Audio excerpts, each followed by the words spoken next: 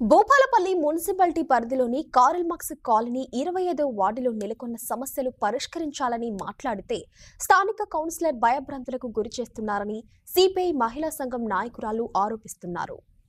భూపాలపల్లి జిల్లా కేంద్రంలోని రావినారాయణరెడ్డి భవన్లో సిపిఐ మహిళా సంఘం నాయకురాలు మీడియా సమావేశం ఏర్పాటు చేశారు. గత మున్సిపల్ ఎన్నికల్లో సిపిఐ పార్టీ తరపున గెలిచిన కౌన్సిలర్ అభివృద్ధి పేరిట 3 పార్టీలు మారి ఏం అభివృద్ధి చేశారో చెప్పాలన్నారు. సమస్యల గురించి మాట్లాడితే కౌన్సిలర్ బెదిరిస్తున్నారన్నారు. కార్మస్ కాలనీ 25వ వార్డులో మేము నివసిస్తున్నాం. మాకు వాటర్ ప్రాబ్లం ఒకటి, కోతుల బెడద, ఇంకోటి కుక్కలది. అసలు కోతుల వల్ల ఇంట్లో నుండి బయటికి రావడానికి కూడా వీలు లేకుండా కోతులు వస్తున్నాయి. మాకు చిన్నపిల్లల్ని కరుస్తున్నాయి, బాగా ఇబ్బంది పడుతున్నాం. మా సమస్యలు చెప్పుకుందామంటే కౌన్సిలర్ ఇక్కడ లేకపోవడం వల్ల మేము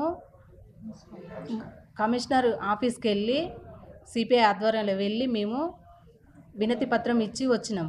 అయినా కానీ మా ప్రాబ్లం సాల్వ్ కాలేదు. కాకపోవడం వల్ల మొన్న మేము ఇన్కేబుల్ వాళ్ళకి చెప్పడం వల్ల మా మీదకి రివర్స్ అవుతాను. మీరు ఇక్కడ ఉండి మా సమస్యలు పరిష్కరించండి.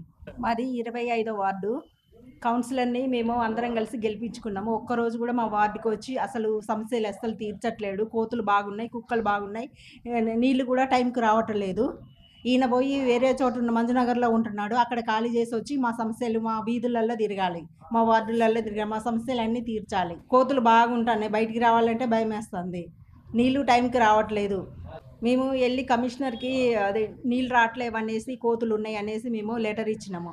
అయినా కూడా వాళ్ళు పట్టించుకుంటలేదు, ఎవరు పట్టించుకుంటలేరు.